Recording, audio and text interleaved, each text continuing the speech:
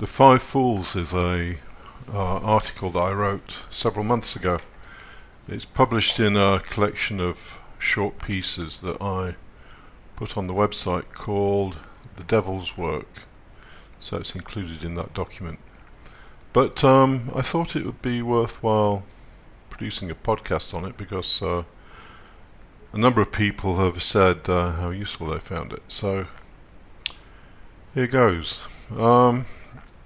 Basically, we're all fools of one kind or another, and these foolish archetypes come in 5 flavors. The foolish fool believes in life and is wholly driven by it. This is most people you see. They don't really question life all that much. They don't want to go down into those deep, murky waters. And so they just keep skimming along the surface. Next job, next partner, next holiday, next new car, bigger house, so on and so forth. Those things keep them going. These are the foolish fools who really never question a great deal and just, run along as society and life would want them to do so. And then we get the emotional, intellectual, and physical fools who have questioned. And because their dominant characteristic, if you like, might be intellectual or emotional or physical, while they don't believe in life, they do think that through their main capability, which might be intellectual or emotional or physical, they can build some kind of superstructure on top of life using their most potent power. And then the 5th kind of fool is the fool who doesn't believe in life, but actually he or she doesn't believe in themselves either. So what are you left with? Nothing. Nothing is the 0 fool. So let's have a look at these fools in some detail. So for the foolish fool, life is okay. Ask anybody that you know, how are you doing? They'll say, oh, okay. Even if they just lost their mother or they've just become bankrupt or whatever, ask them how they're doing. Oh, okay. So for these people, life is okay, and they have to keep skimming along on the surface in the belief that life is okay. The foolish fool gets a job, a partner, family, drives a nice car, takes a 2-week vacation every year. If the foolish fool lives an average sort of life, then she or he may get worn down every now and then by job pressures, mortgage the kids, maybe an illness now and then, but overall it's worth it. But as the foolish fool gets older and health issues start to rear their ugly head, so she might reflect now and then and wonder what it was all about. You very often find old people who are disillusioned. Life seemed to hold promise for them when they were younger, and typically those promises haven't materialized. So, as they get older and things start to fall apart, then they start wondering what it was all about. So, as the foolish fool gets still older, so she will get a glimpse of the Grim Reaper. People around her dying, relatives, parents, friends maybe, and thoughts of what could have been, missed opportunities, the way it all passed so quickly, and the people she knows start dropping like flies. Having invested everything she had in life, there is nothing left for herself. And as Gurdjieff points out, those who do not plant seeds when they are young have nothing to reap when they get older. She gets older, but not wiser. And as the compelling fascinations drop away, so there is nothing left. Only a hollowed out shell, desperately seeking meaning. The time that could have been spent acquiring wisdom was dedicated to life, because the foolish fool believed in life. And you very often see old people, and I know several myself, who go one of two ways when they get older, when they've really not done any work of their own during their life. They either become frantic each day as they approach what is inevitably going to be their death. They become frantic to cram as much into it as they can, and I know people whose schedules are just crammed, weeks ahead. If you want to talk to them, they can't see you because they're just out at a restaurant or seeing someone or going on a day trip or whatever. And then the other way that old people will go is they'll become very passive, quiet, resentful, maybe a little bit depressed, and not the least bit interested in life. And possibly that's a preferable one. But either way, both of these people have been cheated by life to a large extent. They've bought into all the baubles and bangles, and at the end of it all find that they have nothing left. Anyway, so that's the emotional fool. Sorry, the foolish fool. The emotional fool is someone who's figured out at a relatively young age that investing everything in life is a fool's game. The emotional fool seeks some higher meaning. Such effort is driven by the taste for more rarefied emotional states and pleasures associated with them. The whole of life can become centered on practices that result in these states, and like a junkie, the emotional fool can feel deprived if they are not accessible.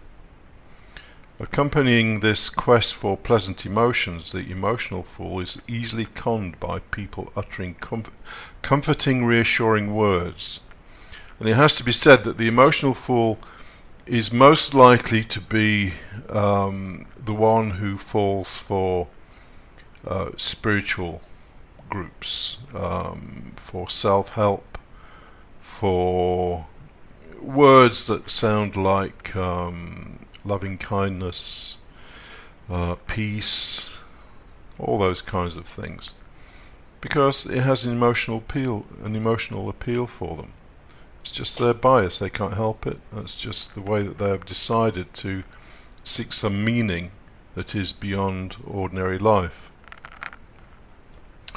There is a distinct lack of intellectual discrimination, and the emotional fool can be easily carried away by group hysteria and wishful thinking.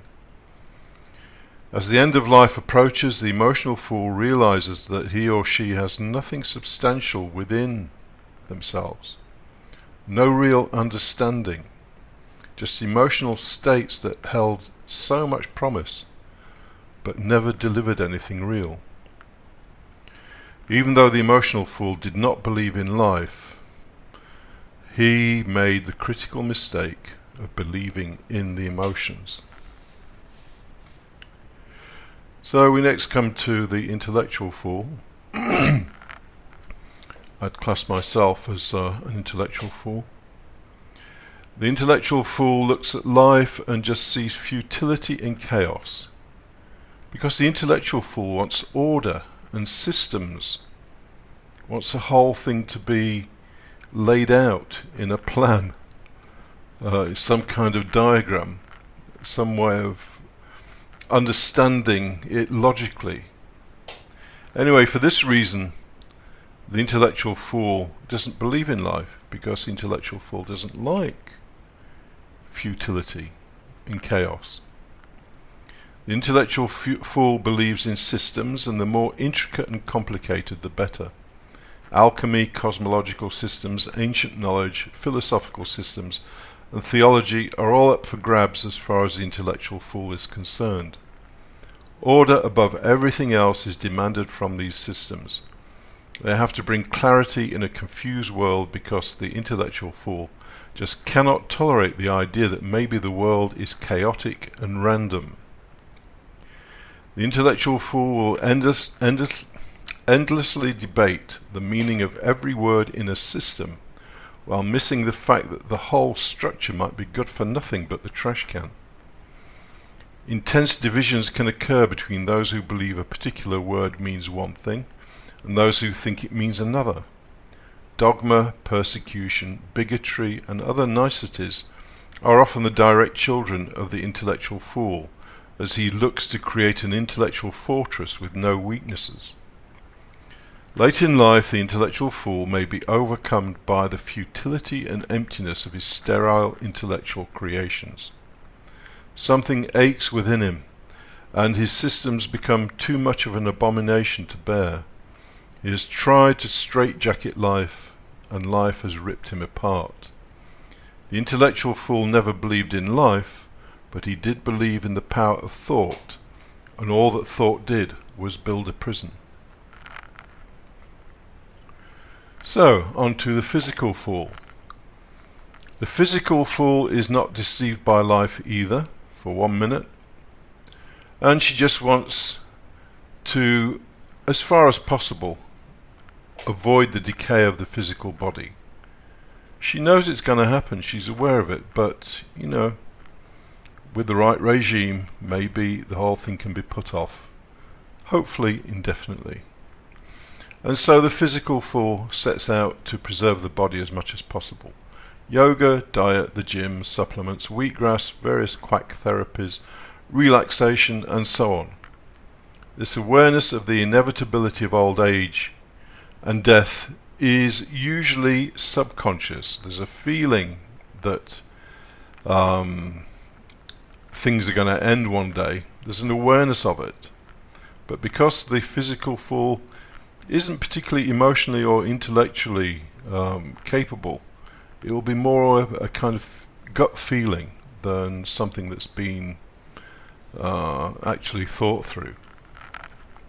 These people often lack emotional and intellectual intelligence, and so they are game for any scam merchants selling the latest elixir of life. As they grow older, so their denial becomes deeper. This manifests in the need for constant activity and an inability to sit quietly in their own company.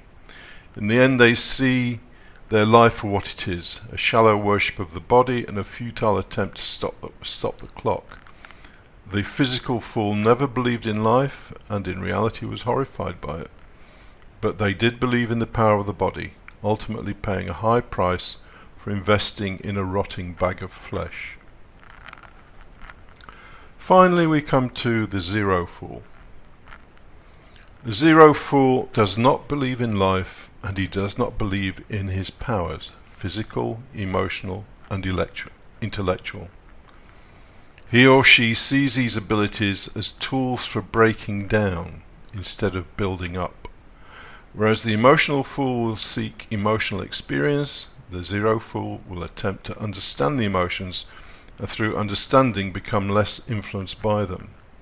The zero fool has no tolerance of systems or intellectual baggage.